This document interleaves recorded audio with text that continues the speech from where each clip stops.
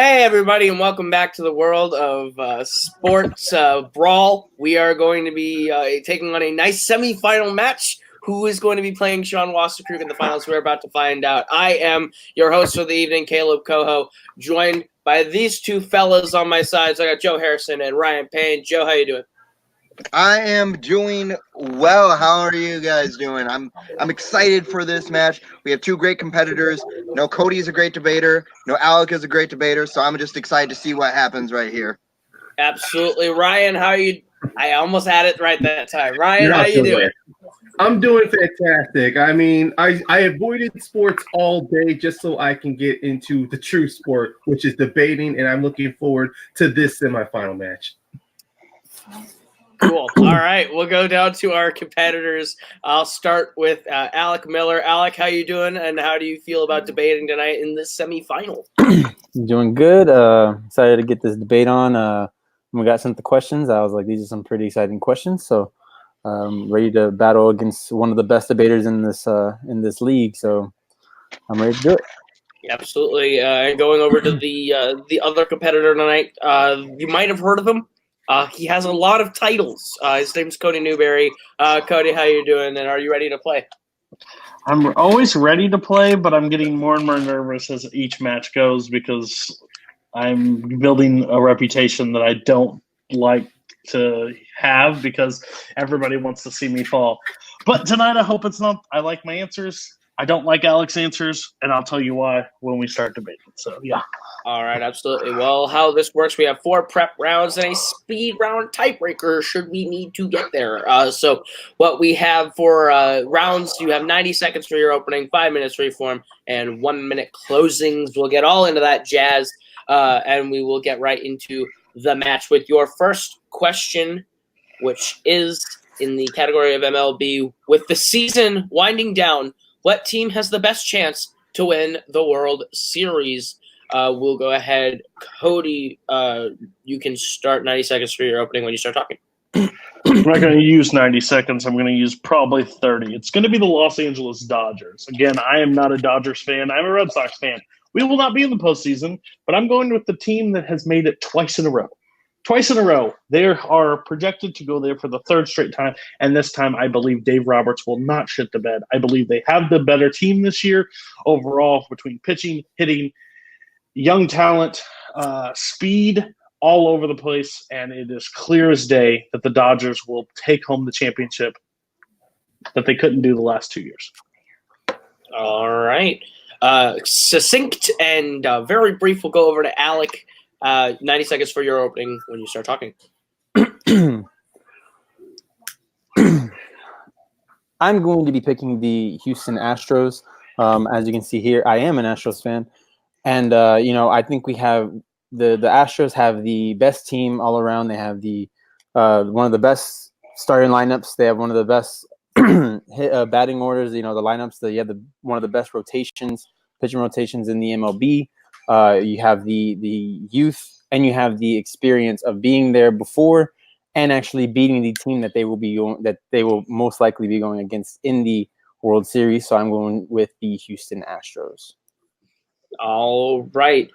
We got an Astros fan talking about the young people, and we got Cody with the Dodgers. We're going to see how it goes. Go ahead. Fight, gentlemen. Okay, my issue with the Astros is that team is slow. The team is slow and old. Literally, their fastest guy, they traded away. Correa, Bregman, Altuve, they all still are getting older in age, and their pitching rotation is old as shit, is my best place to put them. Verlander and Greinke, great trade, but guess what? That was a great trade with star potential, but not going to pay off in the postseason. Greinke is terrible in the postseason, and Verlander is one shining star. That's the problem with the championship. When you have a 3-man rotation and only 2 are going to be able to get the job done. With the new young talent of the Dodgers, they have the clear-cut team and the way faster team. They might have the way faster team, and then you say age, but most of the majority of the Astros lineup, you just mentioned Correa and Bregman as old, and I'm pretty sure they're younger than I am. So that's crazy to say. You mentioned Verlander and Greinke. But you also forgot the third person in that rotation, and that's Garrett Cole, who is having the best season of his career. this season, who's been on a tear. He's pitching with a I believe it's like a three something ERA. You know, he's having one of the best seasons of his career, and the Astros have very little holes in that batting order, where you really, as if any pitcher in the league, you don't want to see almost anyone in this lineup from top to bottom. You have George Springer opening the top, which he just had 3 at-bats, 3 home runs the other day.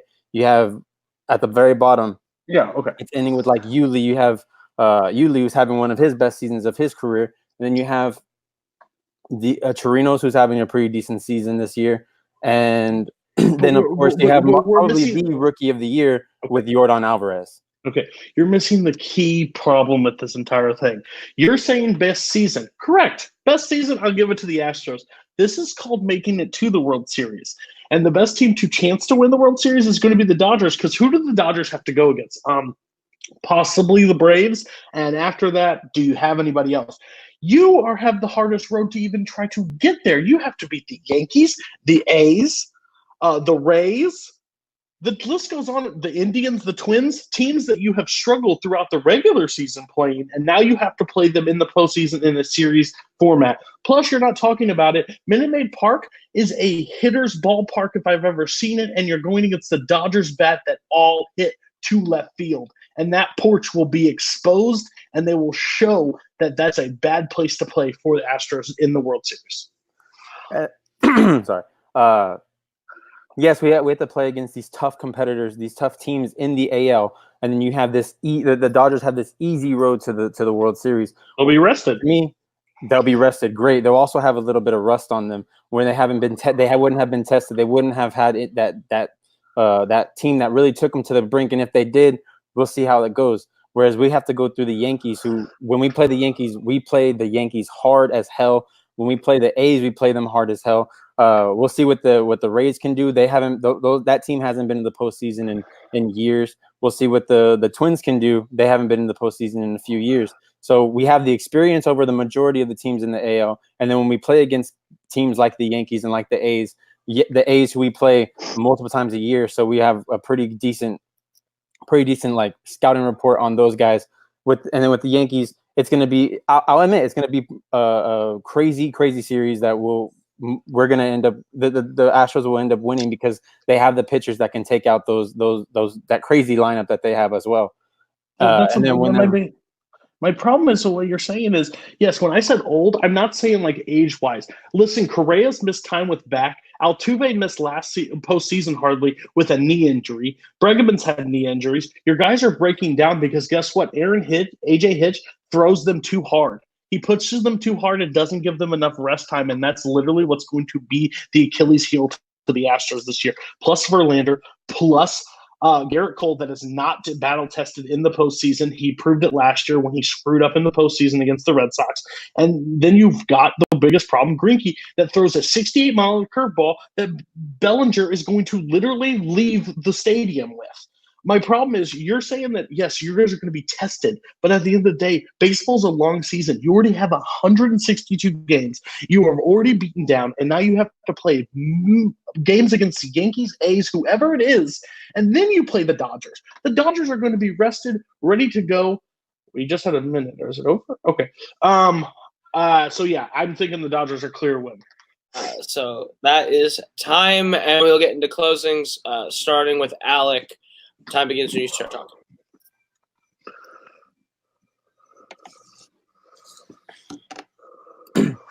So when you say the Astros are old, you're saying in terms of they've been playing in the postseason all this for the set amount of years. They've been in the postseason multiple times. To me, that's experience, and what better thing to have in the World Series in the postseason is experience. I don't see what the Dodgers can do, and yes, they can get to the World Series. But what have they shown me that they can just improve on last year? They still have the same coach who just can't seem to get them over that hump in terms of the World Series.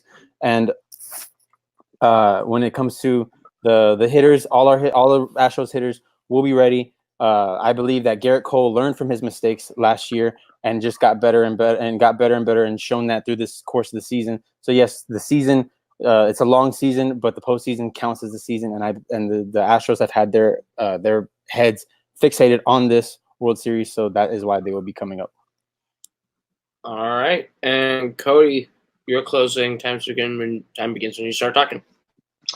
I think it's very interesting that we talked about your Astros, or you're saying experience in the postseason. Yeah, my team made it. That team made it to the World Series twice, and now it's their third time with experience. With coaching mistakes that they know what they did wrong and what they can change. The Astros couldn't even make it last year. I'm telling you right now, the improved lineup, the resurgence of Jock Peterson, the Justin Turners, the Corey Seagers, all those people, even some people riding the bench in Minute Maid Park, which I think is going to be the final thing, is going to be a landing spot for them. Bellinger is having the best season of his career. He's going to win the MVP. He's hit over 40 home runs. He is insane right now. And the pitching staff of the Dodgers is the strongest it's been. Kershaw is now the number 3 on that lineup. 3, and it's Kershaw. That's terrifying for any player, Yankees, Red Sox, anybody that has to play them. So I'm telling you right now, with the youth and experience of the Dodgers and the past mistakes, will turn around to win the championship over the beat-down Astros. All right, time. All right. I'll go ahead and lead off. Cody's going to get my point. I think Cody did a good job of pointing out the flaws within Alex's team and his argument about the roads going there. I think Alex's defense just wasn't strong enough on why the Dodgers resting is not as good as the Astros having to play all the way in and having the harder road. So Cody gets my point slightly. We'll go to Ryan, where you lead it and why.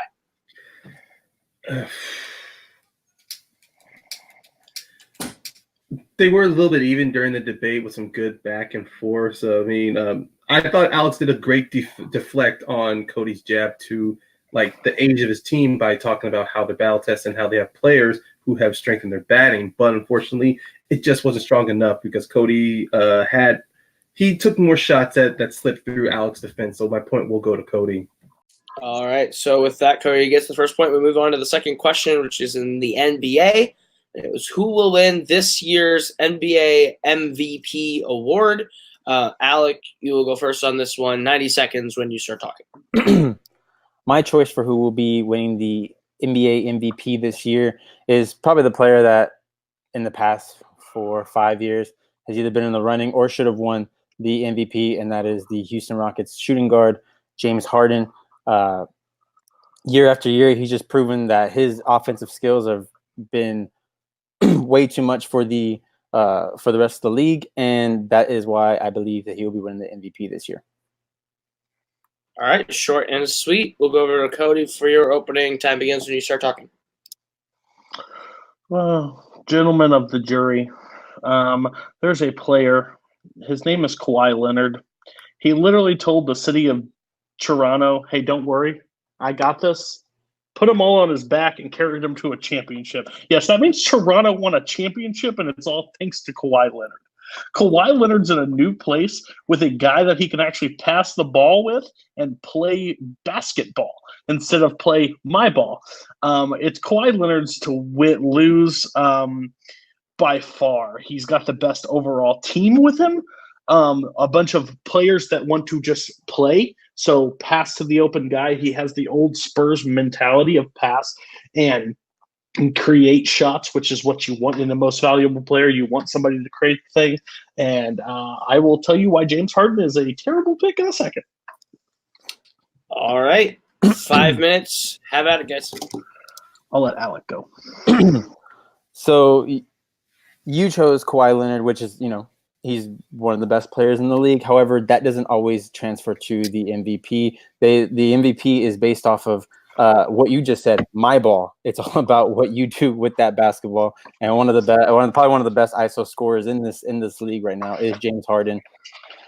And he's going to have the brand new acquisition of Russell Westbrook. But the same thing that people said about whenever Chris Paul went over there was Chris Paul and James Harden cannot play together. And then he ended up winning MVP that year. So I think Russell Westbrook will be will not be a detriment to James Harden. He will be a asset to James Harden. Listen, guys, this is a person that is trying to not sound like a ridiculous human being, and that Mr. is Alec. If you've noticed, he's picked everything from Texas. I think I know where the man is from. But here's my only viewpoint. He has literally he said my ball, right? He said MVP is about my ball. And they just traded for the biggest my ball player on the planet named Russell Westbrook. The man that will take 60 shots and only make 18. The man that will drive to the hoop and not pass to his open teammate. The man that made Kevin Durant to leave OKC to go fetch a championship because he could not win it. And James Harden is going to be the second fiddle to that team because anytime he passes the ball to Russell Westbrook, he's not getting it back unless he steals it from the defenders after he lost it. I'm sorry, Alec. You picked the wrong team with the wrong person. Pick a different state. Good night, sir. So now you're gonna attack my state. Okay, I see what kind of thing it is. All right, no problem. Yes, Russell Westbrook, one of the guys that I can't stand. I don't like the guy, but that doesn't mean that he's not a great player. And him and James Harden have played together. And James Harden is now I'm the guy now here in Houston, because when he was over there in OKC, even though he wasn't the starter, he was playing a majority of the minutes with the starting lineup. It was just because Scott Brooks had a problem with changing up the lineup. He always wanted Cephalosha in there for some reason, who is also on the Houston Rockets right now. But that doesn't matter because he's old.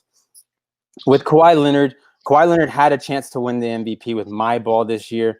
Well, he had the chance. He put the team on his back, and he still couldn't put up the numbers that were enough to win the MVP. This has nothing to do with the championship. He did win that city a championship, but he didn't play the type of basketball that you need to win the MVP in the NBA. Because the MVP and the championship, as everyone knows now, are two completely different things, and you need two different things to win those. Unfortunately, that means that my team will be getting MVPs over and over again, but not championships. But that's not what this argument's about. See, the issue on the table is that your guy said my ball, but I'm telling you, your guy won't be playing basketball. Your guy will be like, hey, can I have the ball back, please? That's the problem with the person you pick. And don't just tell me that this got to be my ball. There are many players that have won the MVP that are not just all about my ball. Steph Curry is literally a fantastic point guard, the thing that Westbrook wishes he was, and he can pass the ball and dish it. Kawhi Leonard is going to lead the league probably in points and assists this year, hands down, with the team around him. He did not make that move. He is one of the smartest basketball minds in the world. He literally brought Paul George that was playing with Westbrook and realized that the grass was greener on the other side, went to play with somebody else, and he is going to lead them. And by leading them is going to walk away with an MVP. Your two players can run and jump at the basketball hoop and fall down and see who draws the fouls the most, but that doesn't lead to an MVP, sir. That doesn't even lead to a championship. Actually, Paul George is also the guy that when he had a chance to go to LA, he decided to stay with that guy over there in Houston with Russell Westbrook. He made a decision to stay with him instead of going to where he wanted to go all along, was LA. Did the thing change with the OKC that caused him to leave? Yeah, but that's not what this is about. So Harden, Listen. he will be leading. Harden will be leading the league in points. He'll be at least top 3. He'll be the top 3 in assists, just like he usually is. And you're taking it from the Mr. Triple Double. Mr. Triple Double. If you're going to pick somebody, pick Westbrook. Westbrook has a better chance of playing my ball in Houston than what James Harden, and you even know that yourself. But you don't like it. But the NBA decided last year that his triple doubles weren't that special, so therefore he wasn't even in the running for MVP last year. It was Paul George that was above him in the MVP. So my ball doesn't matter. Is that what you're saying? Triple doubles. No, so a person that scores and does more doesn't matter. The triple double doesn't matter. The my ball does matter. Whereas Harden will be walking. He'll be walking the ball. Time. All right. So we'll go ahead. We'll go to closings. Starting with Cody. Time begins when you start talking. Sports writers are changing in basketball, and that's what the best thing about it. They're realizing what a person means to the overall team and where they lead them. And I think Kawhi Leonard, with a bunch of nobodies, Kyle Lowry at one point ended up winning a championship, and he is going to lead his team. He is going to be reasoned why he's the most valuable player in the NBA. He was the most sought after free agent for a reason.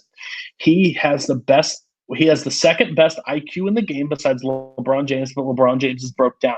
Watch him lead in assists. Watch him get about 6 or 7 rebounds. He's probably going to win the Defensive Player of the Year and the MVP. I guarantee you watch it happen because I'm telling you, this man knows basketball better than anybody else. He doesn't have selfish teammates around him. He literally has people that want to just win, and he is going to lead them to the promised land with an MVP.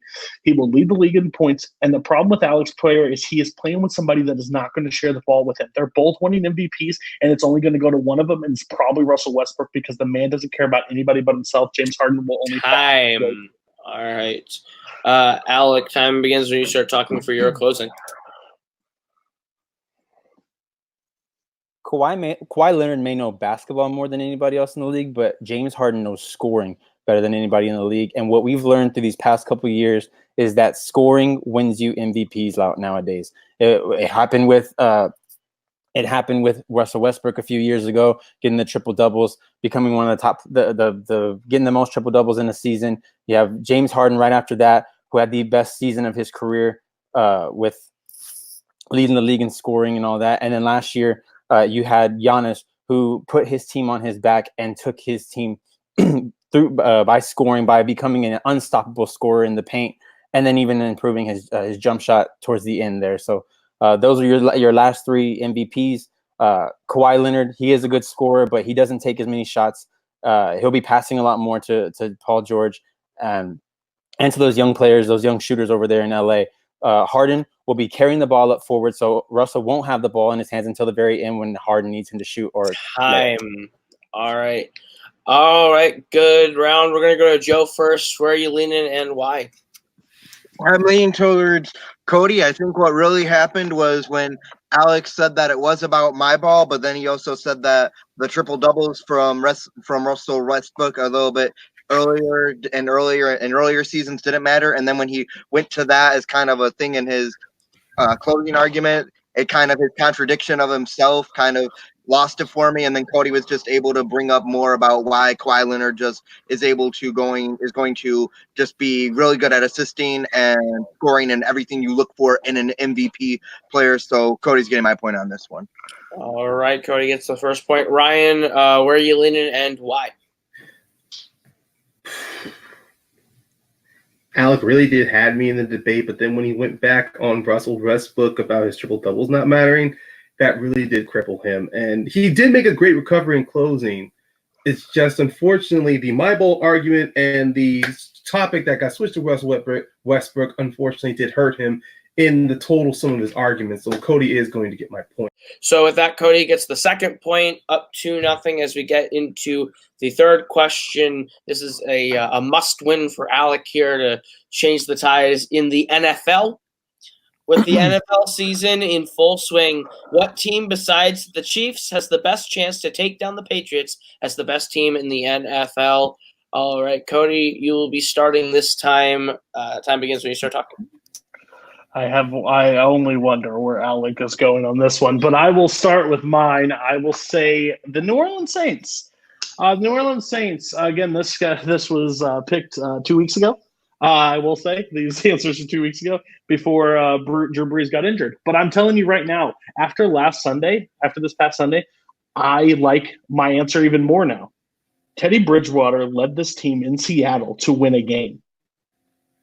Now you're going to, in 6 weeks, going to add a rested Drew Brees to this team? Sign me up. Drew Brees and them should have won last year and got screwed out of it by a flipping bozo referee. Now, put Drew Brees on this team with Michael Thomas and the group of guys around him and the angry defense with a Super Bowl champion coach named Sean Payton. I think they can lead them back into the promised land. They can take the Patriots down, what they should have done last year. And this is a team that starts very hot. This team is a super fast starter that you have to do to beat New England. And guess what? A team that pumps the first couple drives will never beat the Patriots because they will be down 14-0 going into it. So my approach is the New Orleans Saints with the rest of Drew Brees because it doesn't have to happen today. It has to happen in 17 weeks. So, yeah. All right. And Alec, time begins when you start talking for your opening.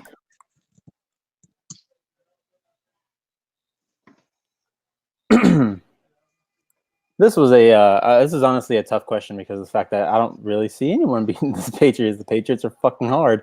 But I actually went with the Dallas Cowboys because of the fact that they have one of the best running backs in the league.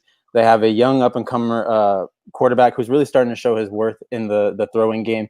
Probably one of the best O lines in the league at the moment, and they finally got their quarterback, a number one receiver in Amari Cooper. So, and then the defense is nothing to hang their hat on. Their defense has the potential to be.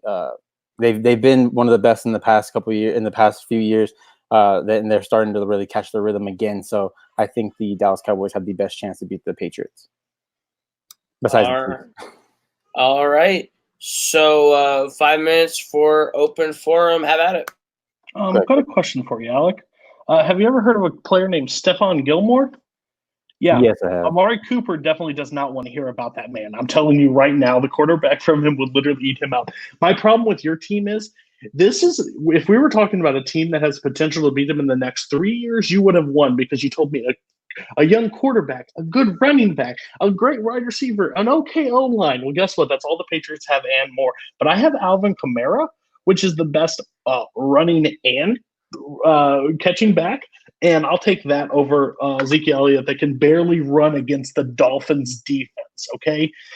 This is a team that last Sunday could barely get the ball moving against them until the second half. That's a problem for me. If you can't move it against the Dolphins, you're never going to be able to move it against the Patriots. The Patriots will eat you up and spit you out. Drew Brees is a smart quarterback. He's been in the league a lot. He has a Super Bowl ring. And if anybody is going to be able to match him, it is literally the Saints and with Sean Payton over an inexperienced Jason Garrett that doesn't know what a postseason really is. I hear you right there. But I say the Cowboys because, like I said, that with the offense and the defense all really coming together. With Saints, they have the offense. Yes, they'll get into a shooting match with the Patriots. That's great, but who do they have that can stop them when it comes to the very end, like to the very end of a game? Do you really want to get into a shooting match with the New England Patriots with Tom Brady getting the ball back? We saw what happens when you give Tom Brady the ball back at the very end of the game in a shootout with Patrick Mahomes last year. He won't even give you a chance to get the ball back. I think with this Cowboys team, that young defense with Vander Esch, with Sean Lee, with Byron Jones, they have one of the best defenses in the league at the moment. Yeah, they didn't score in the beginning of the game against the Miami Dolphins. Who cares?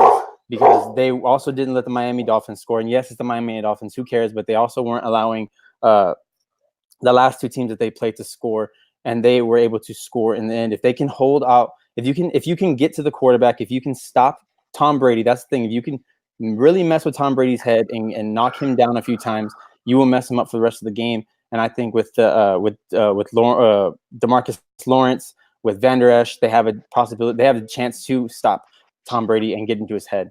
Listen, you really should go into the locker room and be a motivational speaker for the Dallas Cowboys because you give them more faith in themselves than they care to have in their own selves. Listen, you're talking about the best defense. This is the same team that had the Washington Redskins put 21 points on them. Same team that had the New York Giants put 17 points on them. Maximize that by the New England Patriots. That's not a good thing. I'm not leading in by my team is overall got this great young talent and blah, blah, blah. I'm talking about put them in the right circumstance in the postseason. Drew Brees and that staff, Michael Thomas, even the young defense, the angry defense that got stolen from them last season and in a shootout, which is what you're going to have to do with the Patriots. No offense, because no one's going to stop that offense. You can talk about it, whatever. I want a person that's going to be able to manage the clock. I want a person that's going to be able to run down their throat and be able to eat up time and not give Brady enough time back. And you know who that is? That's Sean Payton, not Jason Garrett. Jason Garrett doesn't know what the postseason is. He doesn't know the pressure of that. Jerry Jones is going to be in his ear, and that's the biggest problem with the Dallas Cowboys. Ezekiel Elliott is a good thing, but couldn't run against the Dolphins. He's not going to go to run against them. And then now that the play action is gone, once he gets shut down, the play action is gone. He's not going to have anybody to go to. He can't. His most successful pass this season is the play action. He has got so many yards and so many touches off it. But once you shut down a running back 4, 5, 6 times in a row, they're not going to bite on it, and he's going to throw picks. And one of the biggest problems with Sean Payton is that even though he has a great running back like Alvin Kamara, when Drew Brees is on, all he wants to do is he wants to put the ball in Drew Brees' hands. He wants Drew Brees to throw pass after pass after pass. Why, if Alvin Kamara can run out the clock? If Alvin Kamara can run out the clock, you should do that. But Sean Payton has shown that when Drew Brees tells him, yeah, I want to do it or I want to throw it, Sean Payton wants to let the ball loose, even when he doesn't need to let the ball loose, and that's the wrong type of mindset to go into the game with Belichick. Because now all Belichick will do is just basically just stop and get inside Drew Brees' face. He is one. They're one play away from the Super Bowl. They literally knew how. Congratulations, to run down the that's clock. from last season. We're not. They knew how to run down the clock. You don't talk about the not knowing. All right. Woo. We'll go ahead. We'll go to Alec for your closing time against when you start talking. I picked the Dallas Cowboys to take out the Patriots, more likely to take the Patriots out because of the fact that they have a really great defense. They have probably one of the top 2 running backs in the league with Ezekiel Elliott, and you have a young upstart quarterback who's really starting to find his footing. And by the end of the season, he will be probably a top 5 quarterback in this league with Dak Prescott, and a defense that can get inside Tom Brady's head. With the Saints, you have a defense that can be iffy at times. They allow a lot of points, and that's not really what you want to do when you're going up against Tom Brady. You want to stop Tom Brady, and the Cowboys have the highest chance to stop Tom Brady with that defense. You don't want to get into a shooting match with Tom Brady. If it comes down to Tom Brady versus Drew Brees, Tom Brady's going to win every single time. So Alvin Kamara, they will not. Sean Payton has shown that he has a tendency to want to put the ball in Drew Brees' hands, maybe when he shouldn't put the ball in Drew Brees' hands. And all right, time. And Cody, time against when you start talking for your closing. Man, he wants to talk about a young upstart quarterback. I'll take you all the way back to last year. Jared Goff went to the thing. Young upstart quarterback couldn't get the job done against Tom Brady, and Dak Prescott is no difference. But you want to talk about a veteran quarterback that actually can do it is Drew Brees. Cameron Jordan, you're talking about your players on defense. Cameron Jordan will be in Tom Brady's face constantly all day long because that side is weak, and Cameron Jordan is a freaking monster. The whole thing is what you need a team to do is in the postseason, you need a team that's been there, and you need a team that has experience against him. And a person like Sean Payton will be able to crafted thing to be able to beat the Patriots. The Patriots are a slot receiving team, and literally the Saints can pick them off on those slants. They've done it all season long. They proved it in Seattle Russell Westbrook is the king of slant passes, and they owned him last week. I'm telling you right now, put it in the hands of Drew Brees with Alvin Kamara and Michael Thomas. They are marching the field down. They are scouts. They're beating him. All right. I will go ahead. I'll go to Ryan first on this one. Where are you leaning and why? I've been away from NFL so long. Every name that's been thrown at me just feels like womp, womp, womp, womp, womp, womp. But by listening to both Alec and Cody to really just talk about their teams, Alec was at least he was building and making the argument to why they would be a challenge for the Patriots. And Cody, he definitely did have with the Saints, why they do have the experience, and also with the team that they do have. Honestly, just listening, going back and forth, I'm just going to go with my gut here. I'm going to go with Alec. All right. Is 1 point for Alec. We'll go to Joe. Where are you leaning and why? I'm leaning towards Cody on this one. I think Cody was just able to bring up how you need a team that can actually get it done, and Drew Brees and the Saints have been able to do that, while the Patriots just can be really big in a shootout, and young upstarts really can't get it done against the Patriots. Looking from last year, and that while Alec has young upstarts and I think Cody did it very well, how if this had been about who can beat the Patriots 3 years or so down the line, Alec would have had that better argument because they would have developed by then. But looking at today and now, Cody was just able to really paint the picture better on why his team had what it takes to take down the Patriots. So I'm going with Cody on this one. All right, so it comes down to me. And thank God it's a category that I have experience in, so I didn't sound like gibberish. But I listened to both of them, and I think Cody went really hard after the Dallas Cowboys as being a team that can win in 3 years. And his points about Dak Prescott and Jared Goff, both young upstart quarterbacks, and one of them has already played Brady in the Super Bowl and lost. I think that was a really solid point. I think every point that Alec made about the Cowboys, Cody was able to counter with his Saints argument. So with that, I will be giving my point to Cody. And your winner today, by way of knockout, Cody Newberry, advancing to the finals. All right, we'll go ahead. We'll jump into some quick post-match interviews. Cody, you have won another one. How do you feel? You are going to the finals to play Sean Wasserkrug. How do you feel? Can you seem a little bit more excited for me? Like, yeah, you're done it again. Congratulations, you motherfucker. I'm excited. I really am. I love sports. I think me and Sean will have a great fight. Sean is being touted as the next me. I've heard that from a few people. Watch out for Sean. Watch out for Sean. Watch out for Sean. I'm just excited for it. I don't know how it will go.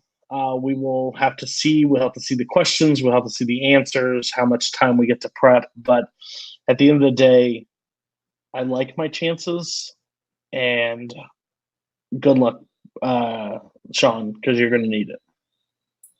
All right. And we'll go over to our fortunate loser today, Alec. You had a lot of good points made, a lot of love for the state of Texas. How do you feel? It's all right, man. I really wasn't even really supposed to be in this tournament. I was in this tournament at one point. I had to drop out because I work a 60-hour week job, so I don't have a lot of time, to prepare for this. But it was fun arguing against probably the GOAT of debating with Cody. So good luck, my friend. I don't think you'll need it. You might need it. I don't know. It's up to you. Thanks, all right. And we'll go get quick words from our judges before we get out of here. Joe, great match. Any parting thoughts you want to give before we get out of here? Nope. Okay. Ryan, you have any parting thoughts you want to give before we get out of here? I don't know. I'm drawing blanks. I mean, I'm actually looking forward to the day where Cody is taken to the speed round and not having to win either by knockout or like by a 3-1 victory. I'm not looking forward to see Cody lose, but the fact that Cody keeps winning just keeps building on to finally we'll get the opponent who will be his arch nemesis, his equal, his rival. That's what I'm looking forward to the most. Not into a loss, but to find someone who will challenge him. You hear that, Brooklyn Vale? Ryan Payne says you are not his equal. All right, we're gonna call that the end for this sports brawl. We have our finals: Cody Newberry, Sean Wasserkrug, and they'll be coming to you very soon. But for everyone here, that has been Cody, that has been Alec, that has been Ryan, that has been Joe. Other way around, I've been Caleb, and this has been Fan of Fights. We will see you, or not Fan of Fights. I am tired. This has been Sports Brawl. This has been Sports Brawl. I went to autopilot. Leave it in Sports Brawl. We'll see you guys real soon.